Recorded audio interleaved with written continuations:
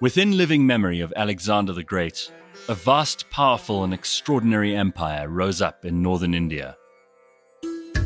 Forged by the strength, intelligence, and philosophy of one man who in one lifetime went from warlord to monk, from outcast to emperor. His ideas brought a new religion, Buddhism, to full bloom in faraway places, and he's still commemorated in the flag of India. The empire of Ashoka the Great left a mark on all of southern Asia. H.G. Wells, in his famous Outline of History, wrote about this man.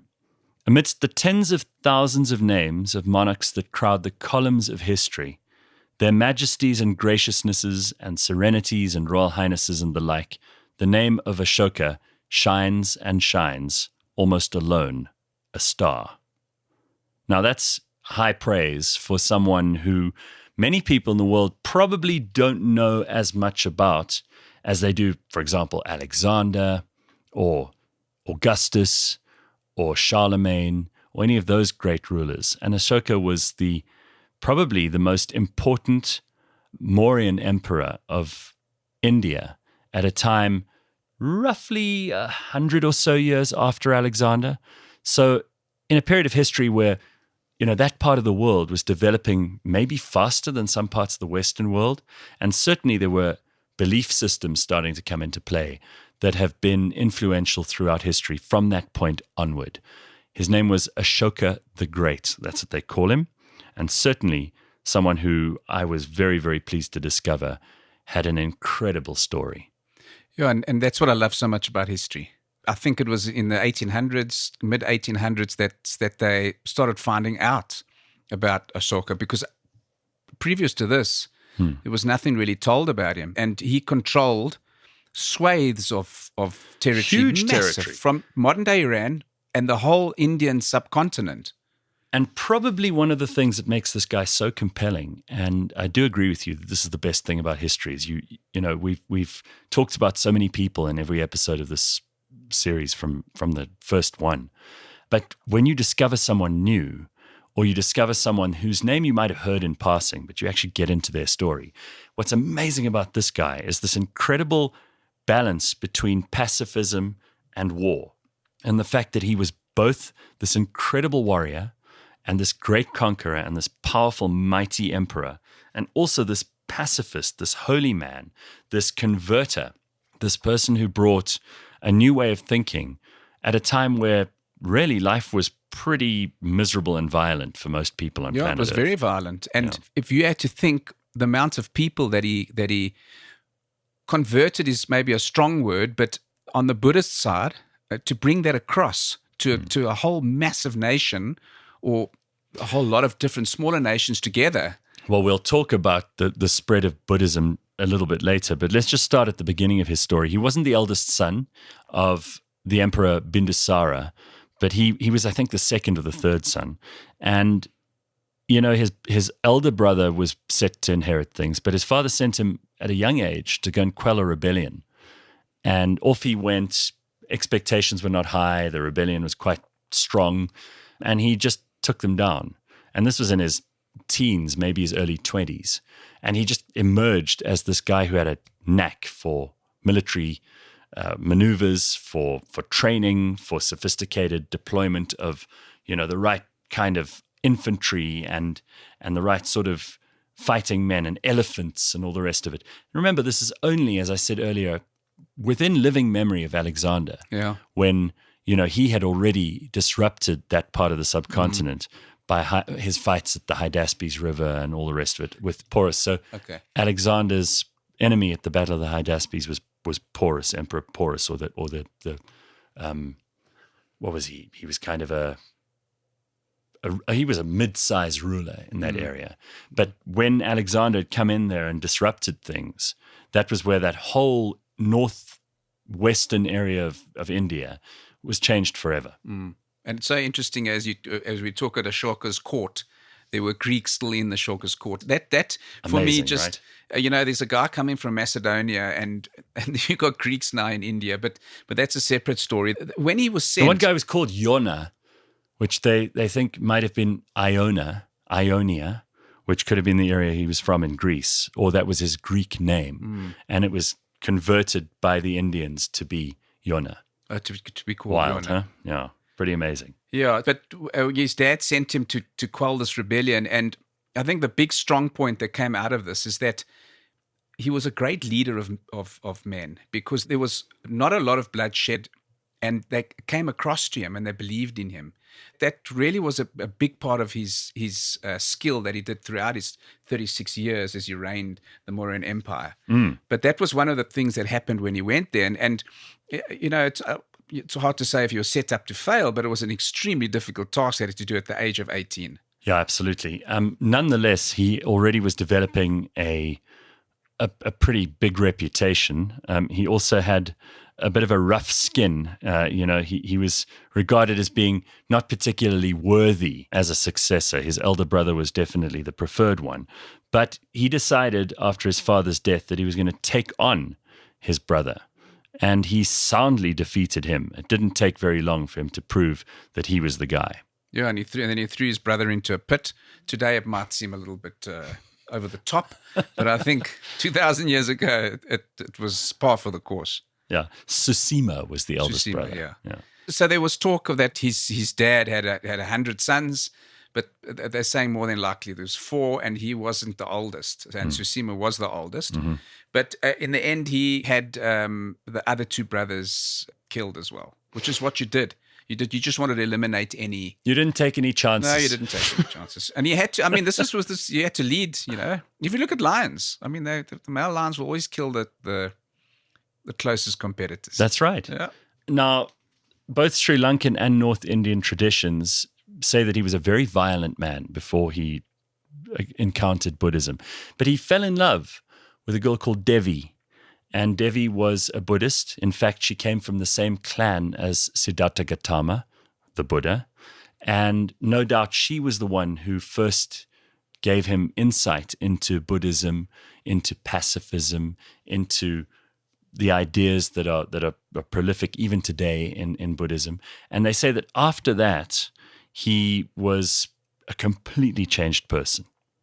But often, I think why they said he was massively cruel and a despot, actually, was to show the massive difference, the aha moment. Right. I wanted that to be. So you think a little bit of it might have been made up? Yeah. So he might have been quite. He might have been a collaborative type of leader. We don't know. I'm going to say killing 3 of your brothers. It seems to indicate to me a bit violent. Yeah, possibly yes. Fair enough. Yeah. And he also used to do funny things like he would test the loyalty of his commanders and ministers by giving them orders to cut down every flower and fruit-bearing tree in a specific area. And when they failed to carry it out, then he would cut off the heads of up to 500 people. Now, again, this may be exaggerated. There's the story of one day during a stroll in a park, he and his concubines came across a beautiful tree. And the sight put him in a really sensual mood. And the women did not enjoy caressing his famous rough skin. Sometime later, when he fell asleep, the resentful women chopped the flowers and the branches of his namesake tree. After he woke up, he burnt 500 of his concubines to death as a punishment. Again, this number 500 sounds a bit exaggerated. But I think even 50 would be quite tough. Didn't know he had that many concubines, but the guy was busy. Anyway, he did eventually fall in love with this girl called Devi. This was his most important relationship. And he obviously had famous children with her, which we'll get to in a moment or two. But he decided at that point that this idea, this Buddhist tradition, was something he was quite interested in. And part of what makes him such a central pillar in the story of Buddhism is that he was the first one to actually send emissaries all over India. He visited famously the 4 major sites of Siddhartha Gautama's life, the place where he reached enlightenment, the place where he was born, the place where he died. And he was clearly a convert from that point on. I mean, he would go around and talk to anyone who wanted to know about the story of Buddhism, about his own story, about how they shouldn't war with each other, how you shouldn't hurt anybody or anything. And These spread are the word with, I suppose you would call them missionaries of sorts out to China and Sri Lanka. Oh, yes. Yeah. And Thailand at the time. And he would obviously eat only certain things. He established shrines all over the place, and he adopted the idea that tolerance was also massively important. So he never forced anyone to convert to Buddhism. He allowed people to practice their own religions, and in very many places they continued to. At that point, Hinduism and Jainism were the two other they were major also, religions. and I think that Hinduism probably was the major, and I think Buddhism was quite small at the time. It was. And he actually managed to get Buddhism not only to be accepted in Sri Lanka, but to become the majority religion in Sri Lanka, which it remains to this day. I didn't know that, but this is back in 200 BC, Yeah, so it's Sri Lanka is still affected by this. Affected by what he. It's incredible. It's amazing. But according to the stories and according to the legend, but also they wrote stories on pillars, etc., because that's where they got most of his information from. That's right. These beautiful columns that they built, and they had these lion heads on them. They were sort of. It was the capital of the column. The top of the column was beautifully sculpted in a way that, we talk about classical architecture. This was Indian classical architecture at its very best. But on there, they described there's an area called Kalinga. Yes, and that area was extremely important from a trading perspective. And they weren't warring. There wasn't anything going on. But he felt that he's going to conquer this area. And they went in. It was extremely difficult. There was massive losses on both sides, but there was slaughter of 100,000 inhabitants. There were over 150,000 more that were taken hostage, and also thousands were left to die and from disease and famine. Legend says, he walked through the desolate the battlefield where all these inhabitants were lying dead, and it just knocked him properly. And maybe as you'd mentioned a bit earlier, with Devi and the underlying all the scriptures that he actually learned and was feeling, it just all boiled to the top, and that was the big turning point for him. That was his aha moment. That was his aha moment. Damascene conversion. Now, I just want to quickly go back to the lion capital, because there are a couple of symbols there that are still hugely important in India even today. If you look at it, the lions are obviously a major part of this, but there's also the wheel, which is still on the flag of India, even to this day. And that wheel is called the wheel of moral law, or the Dharma Chakra, which is part of what Indians still regard today as one of their foundational symbols.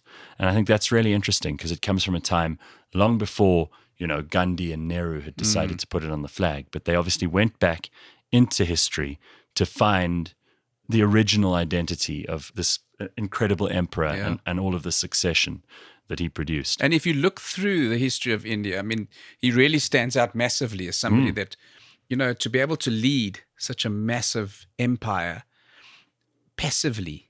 Yeah. It's just testimony to first of all, testimony to the leadership skills he had. Yeah. And his deep belief in what he... this is not a time where you could get away with a philosophy of pacifism. There were a lot of people who would have immediately seen that as weakness and taken the chance of overthrowing you. Yeah. And he had, luckily, in the beginning of his career as a warlord, managed to kind of quell a lot of that. So you had respect in that side already. He had respect, yeah.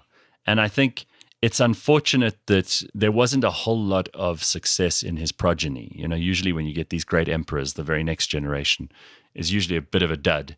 And that's absolutely true, because... Sadly, that is. They say around 50 years or more, it fallen apart. Fallen apart, yeah. So he died in his 37th year as emperor. And that's around 232 BCE, they think. He got ill. He started using state funds to make donations to the Buddhist cause. His ministers eventually denied him access to the treasury. He started donating his personal possessions. And on his deathbed, his only possession that he had left was the half of a fruit which he offered as his final donation to the Sangha. And such legends have encouraged ever since Buddhists to make generous donations in their last days, which is something that he started the tradition of as well. But Gareth, the children, you mentioned a little bit earlier about children that he had with Devi and what they did. So what happened to them post his death? Well, some of them went on. Obviously, there were huge fights because there was a queen who was called Tisaraka, who was the last one. And she apparently was was very much trying to install herself, and she was really the mistress in the beginning. But his own children kind of disappear into history. We're not really aware of their contribution from that point on, because there was a massive amount of faction fighting between the children, and it didn't appear that there was any massive success for any of them post his death. I think that the one settled in Sri Lanka. I think there could have been longevity in terms of what he believed in, and he His line. made quite a statement in that area. I think it was called Ceylon a few hundred years ago. Yeah, that's correct. Ceylon. That's what I think the English called it, Ceylon, and then it was renamed back to Sri Lanka. But he had plenty of queens. There was obviously the first one, which was Devi. Then there was Karuvaki. Then there was Padmavati, and then this Tisaraka that I told you about now. But Karuvaki is the only queen who was known from his actual inscriptions, in other words, contemporaneous sources. And she is mentioned in a pillar in a place called Allahabad. And the inscription names her as the mother of a prince called Tivara. And apparently, according to one theory, she was the last surviving queen. And her progeny were the ones who mostly inherited the bits and pieces of the empire that could keep together. By the way, they also say that when he died, his body, which was cremated, burnt for 7 days and 7 nights. Oh, that's impressive. Well, either that or it wasn't a very good fire. Yeah. Yeah. So, I mean, his sons, there were a couple of those. Mahinda is the one you're talking about who went to Sri Lanka. Then there were a bunch of others who were much less well known. Some of the sons had sons, but none of them are really mentioned in the inscriptions around the time that he lived. So a lot of them were written much, much longer, much, much further down the way. So you could say a bit of hearsay, not entirely clear, but there was no direct line of succession. Yeah, and I think, like I said in the beginning, it was 1837 that an English gentleman by the name of Prinsep that really started unpacking this and realizing who is this great leader. And more information came out. That was the only empire builder of the ancient world who, at the height of his power, went into this passive, mutual understanding and harmonious relationships with the countries around him, or they weren't called countries. And the religions around him. And famously, he also had all these rock inscriptions made, which kind of told the story of his reign and of Buddhism and of why it all mattered and what philosophies he embodied. But it was very much in his style of speech. So it almost feels to people, most people couldn't read in India. So the priestly class or the warrior class would have to read these things to people, and they would read them as if they were Ashoka. And that won a lot of people over. They were convinced that this was the best way certainly from a PR point of view, it was a real win, because people thought this guy has, the best possible ancient world PR machine working for him with these rock inscriptions. Yeah, agreed. But like you said, you had to build his reputation first before switching, and his children never had that. Right. So I think that was maybe one of the reasons for the end of the Mauryan Empire 50 years later. Yeah, it all ended, but the legacy lives on in architecture. I mentioned the stone architecture that really began during his reign.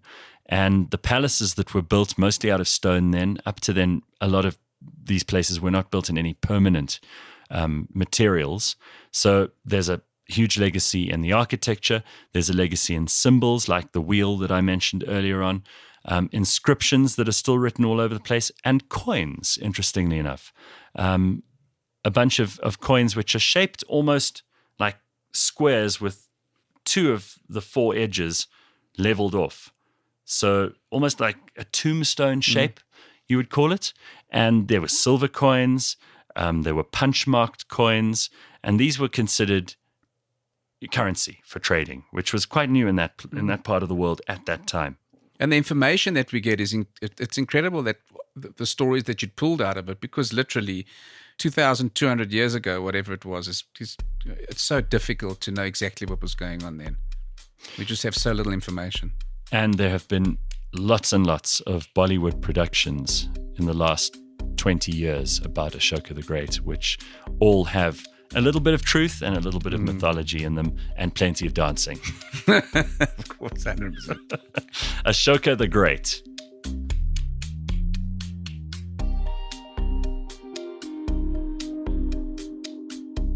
Thanks for listening to this episode of Blind History. Every episode is available on the Cliff Central app, cliffcentral.com, or wherever you get your podcasts. In the next episode... At the age of 12, he went off to his mom's cousin, and this is where he was educated in the art of war and a lot of different things. He must have impressed somebody, because then he was knighted in 1166, and this really set him on his way.